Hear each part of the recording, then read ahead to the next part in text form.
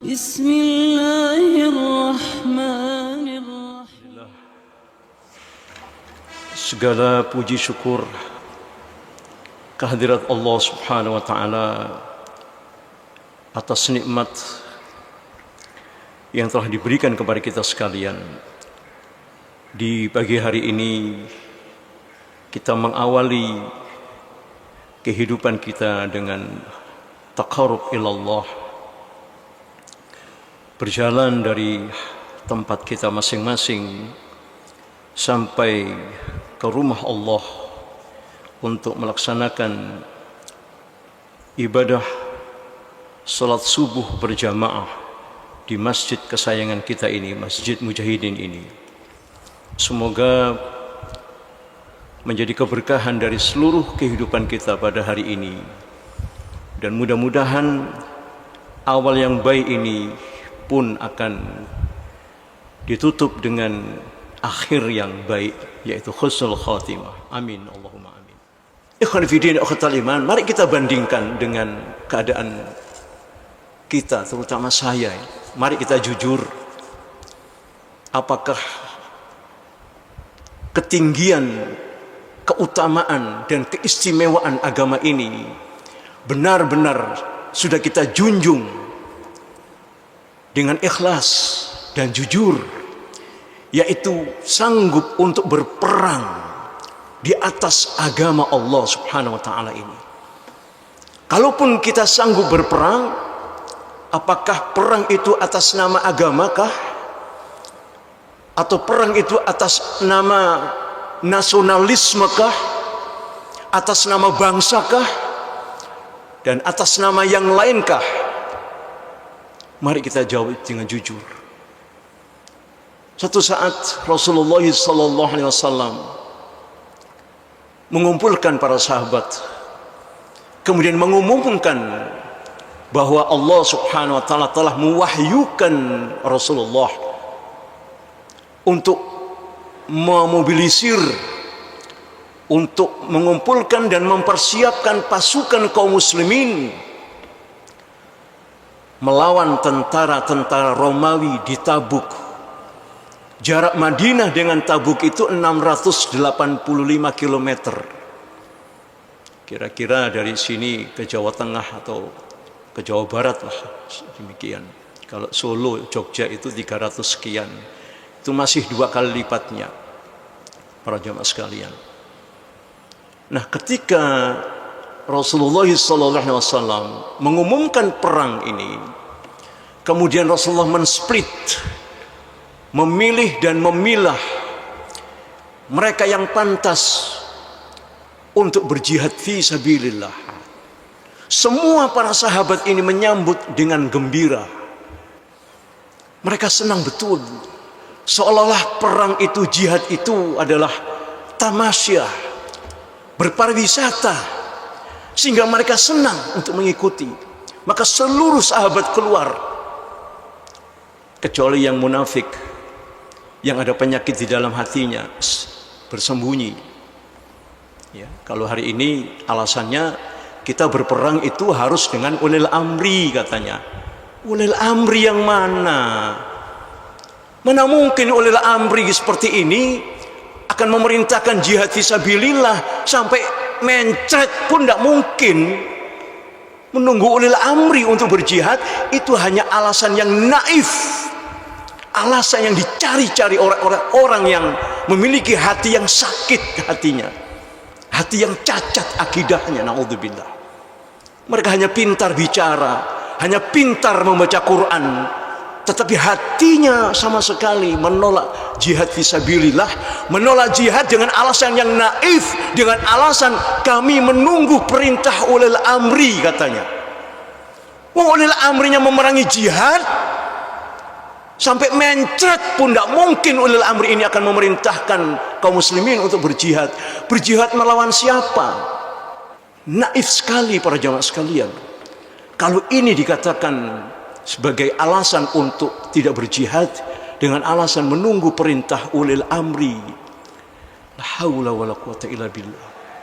Ulil amri itu tidak pernah memerintahkan tidak pernah memerintahkan sholat untuk rapat, bahkan direnggangkan. Bahkan suatu saat mereka telah menutup beberapa masjid. Itu perintah ulil amri. Dan orang-orang dungu seperti ini pun mengikuti. Kami tidak sholat di masjid karena kami mengikuti ulil amri, katanya.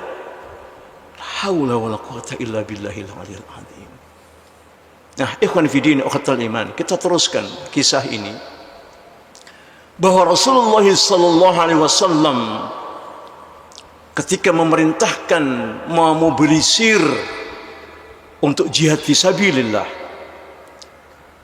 maka disambut oleh para sahabat yang hatinya memang baik, sama seperti hati Rasulullah sallallahu alaihi wasallam, walaupun beberapa tingkat di bawah Rasulullah sallallahu alaihi wasallam kualitas hatinya. Sehingga para sahabat pun berkumpul, kemudian Rasulullah split, membagi, memilih dan memilah siapa yang layak untuk berangkat perang. Karena kendaraan ketika itu sangat terbatas. Kuda dan unta yang dipersiapkan untuk perjalanan 685 kilo itu tidak cukup untuk ditumpangi oleh orang-orang yang ikut berjihad.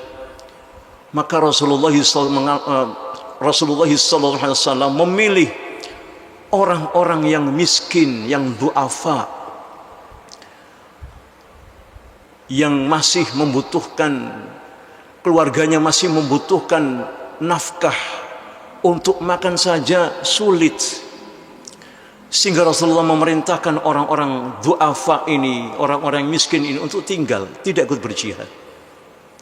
Kalian tidak punya kendaraan, kalian tidak bisa berinfak.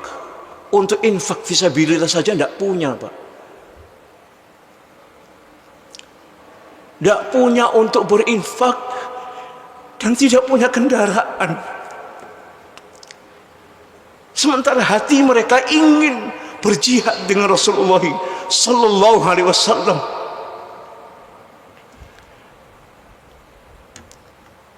Dan mereka diperintahkan oleh Rasul, kalian pulang saja, penuhi nafkah keluarga kalian, insya Allah itu lebih utama. Kalian tidak bisa berinfak dan kalian tidak punya kendaraan. Apa yang terjadi para jamaah sekalian?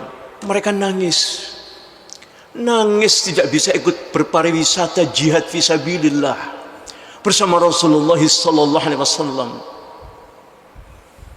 Mereka menganggap jihad ini adalah wisata para jemaah sekalian. Padahal taruhannya adalah nyawa. Karena harta tidak punya, kendaraan tidak punya, disuruh pulang oleh Rasulullah dan mereka menangis. Menangis para jemaah sekalian.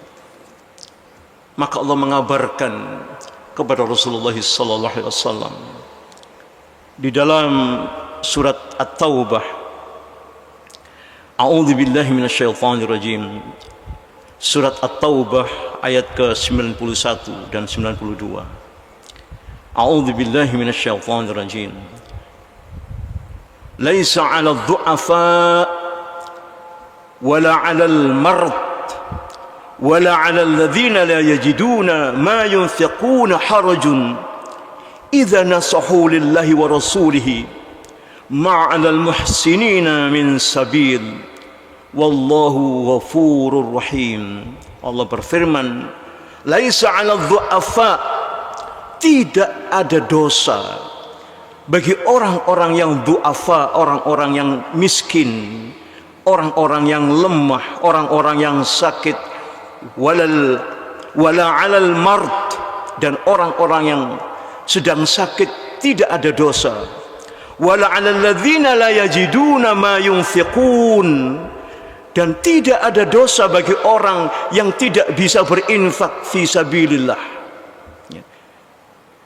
Idza nasahu lillahi wa rasulihi, jika itu mereka lakukan karena dorongan dari kejujuran mereka. Mereka jujur, mereka ingin berperang, berangkat bersama Rasulullah sallallahu alaihi wasallam.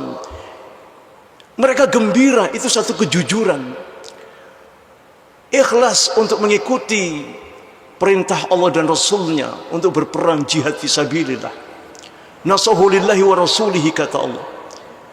Mereka jujur mengikuti perintah Allah dan Rasulnya. Kemudian Allah berfirman, wallahu ghafurur rahim, dan Allah itu ghafur, sangat belas kasih, dan ar-rahim, Allah sangat mencintai orang-orang yang jujur, orang-orang yang ikhlas untuk mengikuti perintah Allah, mentaati perintah Allah dan Rasulnya. Kemudian ayat berikutnya, dan tidak ada dosa bagi orang yang idza tuka, yang menginginkan kendaraan untuk diberikan kepada mereka, ja'alahum, yang dikendarai oleh para mujahid yang akan berangkat perang, kulta, dan engkau mengatakan kemudian kepada mereka, la ajalu ma ahmilukum alaihi, kami, kata Rasulullah, aku tidak menemukan kendaraan yang kosong, aku tidak menemukan kendaraan yang masih tersisa untuk dapat dikendarai oleh kalian. Semua kendaraan sudah terpenuhi, semua kendaraan sudah terisi. Maka mereka pun kemudian tawallau, mereka pulang ke rumah mereka, wa ayunuhum tafidhu minad dam'i, sementara air mata bercucuran keluar dari mereka, bercucuran air mata, pulang dengan bercucuran air mata. Berangkat tidak bisa, infak tidak bisa. Ikhwan fillah, akhwatal iman, para hadirin jamaah yang dimuliakan oleh Allah Subhanahu wa taala. Karena hati ini adalah sesuatu yang sangat urgent. Hati manusia dapat dipengaruhi oleh apa saja. Yang jelas hati ini adalah tempat untuk menerima wahyu.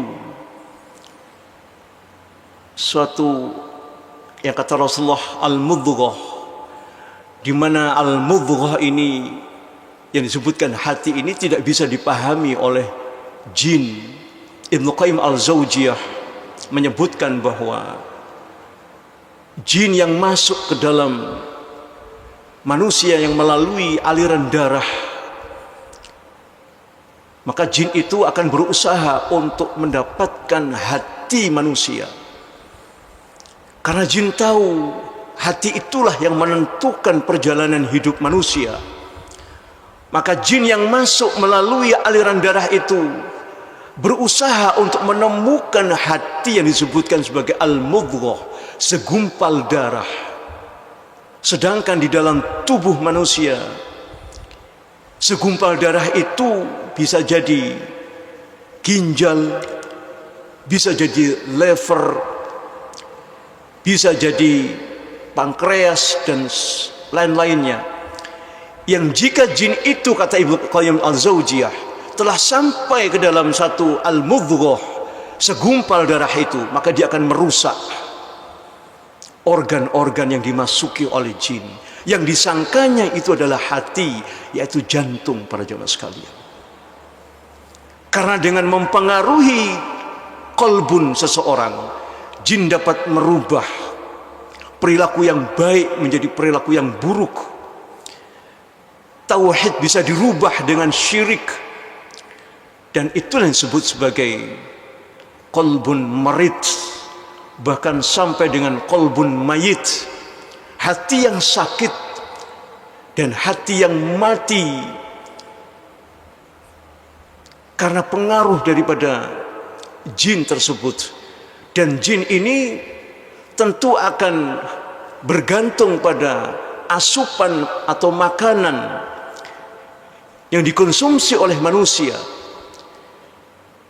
Maka sebagaimana kata Rasulullah, jika asupan itu sesuatu yang tumbuh dari daging, dari hasil yang haram, maka neraka itu lebih pantas untuk daging yang haram tersebut. Maknanya bahwa yang haram itu adalah kesenangan, keutamaan yang diinginkan oleh jin. Jika yang masuk ke dalam tubuh kita ini adalah haram, maka jin pun akan berebutan. Sehingga jin itu, kata Ibnu Qayyim al-Jauziyah, membuat satu rongga di dalam tubuh manusia.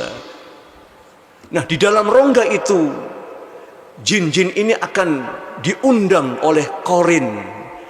Korin itu jin yang bersama dengan manusia, yang lahir bersamaan dengan manusia. Di dalam surah Az-Zukhruf ayat ke-36 sampai dengan ayat 40, Allah berfirman, wa may ya'shu an dzikri rahman nuqit lahu syaitan fahuwa lahu qarin innahum la yasuddunahum 'anis sabili wa yahsabuna annahum muhtadun.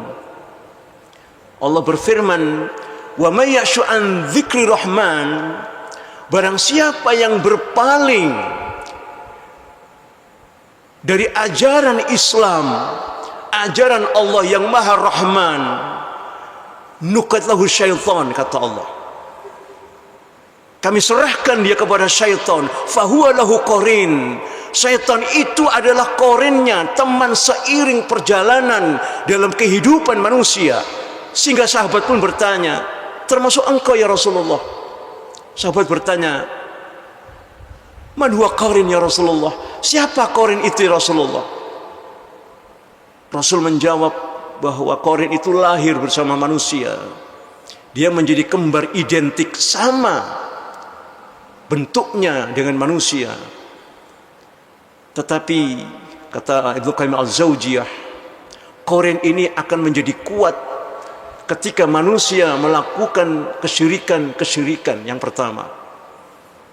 Walaupun dia hafal Quran, walaupun dia baca Qurannya baik, sholatnya tekun, tetapi manakala dia melakukan kesyirikan, berhukum dengan selain hukum Allah terutama, dan mendukung tauhid, maka itulah pekerjaan jin. Innahum la yasuddunahum 'anis sabili wa yahsabuna annahum muhtadun. Sesungguhnya korin-korin setan-setan itu adalah korin, kata Allah.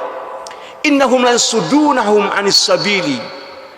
Mereka menghalang-halangi kalian, kata Allah, dari jalanku, menghalangi Islam, menghalangi jihad fi sabilillah. Wa yahsabuna annahum muhtadun. Yahsabun, tetapi mereka menyangka bahwa mereka itu, ucapan mereka, narasi mereka, bahwa jihad itu menunggu perintah dari ulil amri, itu disangkanya sudah baik. Yahsabuna annahum muhtadun. Mereka menyangka bahwa menolak jihad dengan alasan tidak diperintah oleh amri itu adalah hidayah, itu adalah petunjuk Allah. Bohong. Yang memerintahkan jihad itu adalah Allah dan Rasulnya. Qatilul ladzina la yu'minu billah wala bil yaumil akhir yuharrimuna ma haramallahu wa rasulih. Banyak ayat-ayat seperti ini yang memerintahkan untuk berjihad. Fayaqtuluna wa yuqtalun, membunuh atau terbunuh. Banyak perintahnya. Waqtuluhum haitsu saqiftumuhum wa akhrijuhum min haitsu akhrajukum wal fitnatu asyaddu minal qatl. Firman Allah di dalam surat Al-Baqarah ini, maka perangilah mereka Muhammad dan usirlah mereka dari negeri kalian sebagaimana kalian telah diusir oleh mereka dari negeri kalian. Bayangkan, pada perintahnya jelas. Allah perintahkan waqtuluhum haitsu saqiftumuhum, bunuhlah mereka di mana saja kalian, min haitsu, di mana saja kalian menjumpai mereka, bunuh, kata Allah. Bunuh. Haitsu saqiftumuhum, di mana saja kalian jumpai, di toko kah, di pasar kah, di WC umum kah, bunuh mereka. jika mereka sudah menumpahkan satu tetes darah kaum muslimin saja sebagai bentuk daripada hukum kisos kepada mereka. Tegakkan kisos. Dan ini perintah Allah Subhanahu wa taala. Wajib untuk menegakkan kisos. Kapan pemerintah ini akan membalas setetes darah yang tertumpah dari kaum muslimin? Sudah terjadi di Kalimantan, sudah terjadi di Sulawesi, para jamaah sekalian. Dan kita sudah banyak mendengar kedzaliman. Ikhwan fillah, ukhatal iman. Keadaan yang sangat genting ini sudah di depan mata kita. Tinggal bagaimana kejujuran hati kita ini. Apakah kita masih mau diperalat oleh togut? Kita membaca Quran, tetapi mohon maaf, kita dibayar oleh togut, dibayar dengan uang kemudian. Kalau hafalan Quran kita ini hanya untuk kepentingan togut, kita mempelajari tazkiyatun nufus, kita mempelajari tentang bersihnya hati, selamatnya hati, untuk jujur, untuk amanah. Tetapi untuk apa kejujuran dan amanah itu? Untuk kepentingan togut. Untuk apa? Kita hanya menjadi humasnya togut. Na'udzubillah min dzalik. Enak saja kita hafal Quran sambil makan yang haram. Apakah sampai Al-Quran itu ke dalam hati kita? Tidak. Itulah kemarin yang kita sebutkan. Ada orang yang membaca Quran tidak sampai melewat tenggorokannya, tidak sampai lewat tenggorokan dan masuk ke dalam hatinya, tidak sampai. Apa itu jihad? Hanya orang bodoh itu orang jahil yang bicara jihad itu hari ini. Tidak ada jihad sebelum ada perintah dari ulil amri. Bohong. Itulah kebohongan mereka, para jamaah sekalian.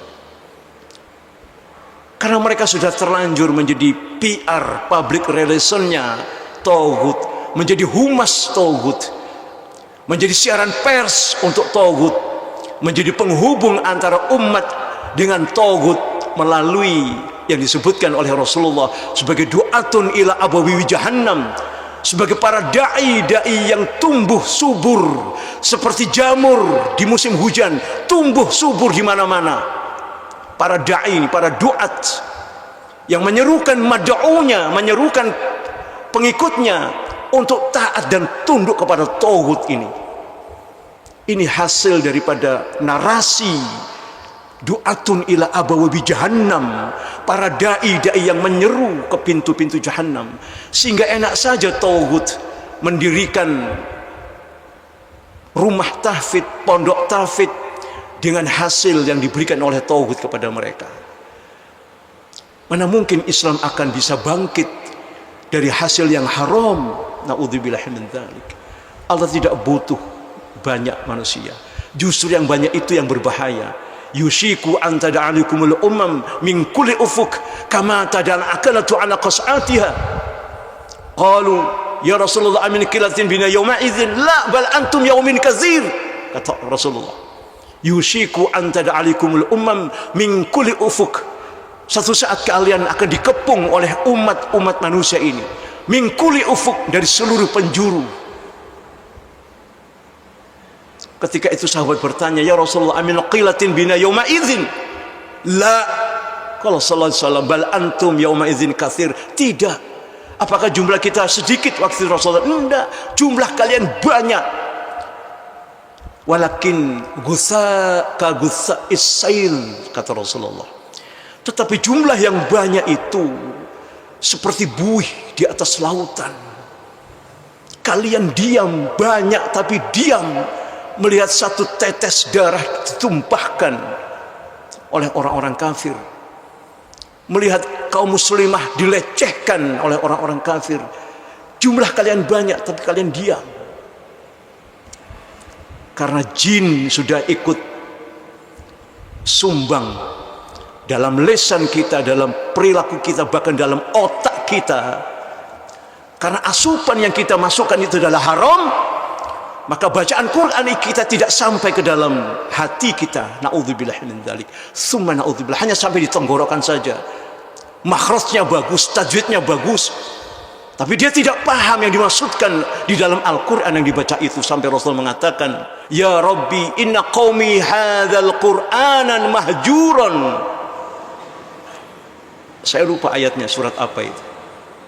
Ya Rabbku inna qaumin ittakhadhu hadzal Qur'anan mahjuran.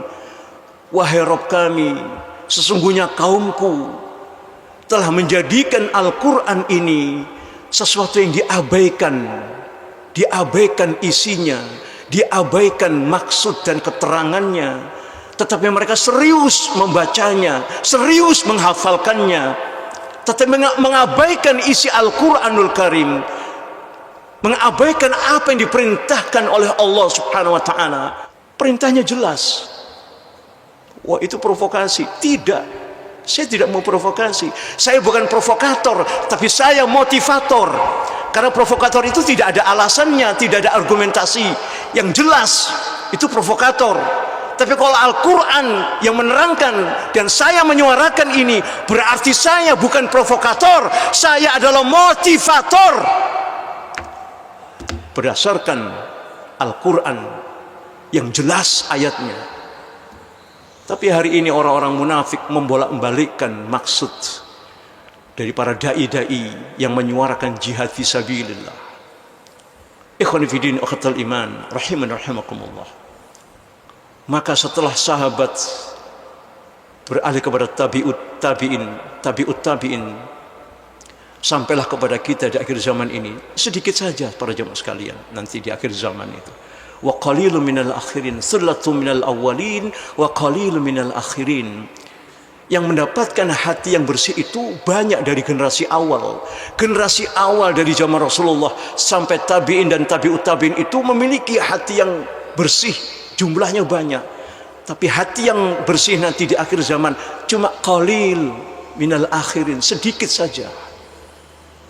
Maka mudah-mudahan kita termasuk orang-orang yang diberikan oleh Allah Subhanahu wa Ta'ala, digolongkan sebagai orang yang sedikit, sebagaimana firman Allah di dalam surat Al-Waqiah tersebut.